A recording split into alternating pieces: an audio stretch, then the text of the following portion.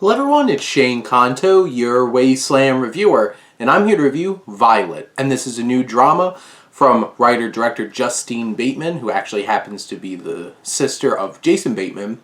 And this film focuses on Violet, played by Olivia Munn, who works in the film industry and has a lot of deep-seated insecurities and anxieties. And what's so interesting about this film and how it's constructed is, as the film goes on, we see what's actually going on in reality. We see on screen what our main character Violet's actually thinking. It's like written in this beautiful cursive across the screen. And then we have this deep, problematic, cruel voice that's speaking to Violet the whole entire time, misconstruing everything that's going on and trying to warp her sense of what's real, what's going on in her life. And this voice is perfectly done by Justine Theroux, who generally I'm not the hugest fan of, but I think his work in this film really does work with this voiceover work.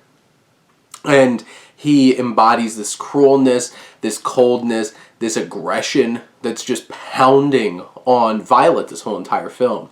And I think one of the biggest things about this film is Olivia Munn's performance is so satisfying and strong and dynamic, as you see just with a look, with her presence, how she carries herself. You see the differences between the insecurity, the shut-inness, the frustration as it builds. You see her, after having a very nice night, coming out the next scene glowing the next morning. This personality, you see her fighting internally the thoughts that we as an audience hears, she as a person hears, but nobody else hears. And she conveys all of those different things with her physicality, and I think she gives a really strong performance in this film.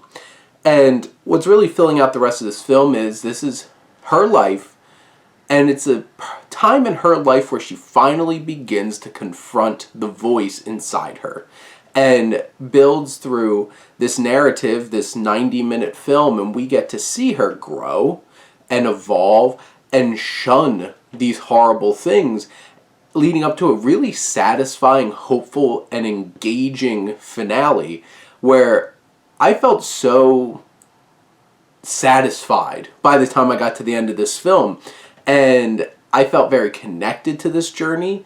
Now, story-wise and how it all plays out might be a little clunky, might be filled with little cliches, but the filmmaking that Justine Bateman brings, where as Violet is succumbing to this voice, the screen starts to tint red, and when it fully grabs her, it fades to red. And that usage, that visualization was so impactful in this film. You see these really quick cutting shots to things in her past, to things that she's experiencing that are rushing to her head. We're inside Violet's head. We're inside the reality that she perceives and not the reality that she actually is in. And this film is tense and suspenseful, anxiety-inducing. I worry a little bit if you do actually deal with anxiety watching this film, because it might trigger you a bit.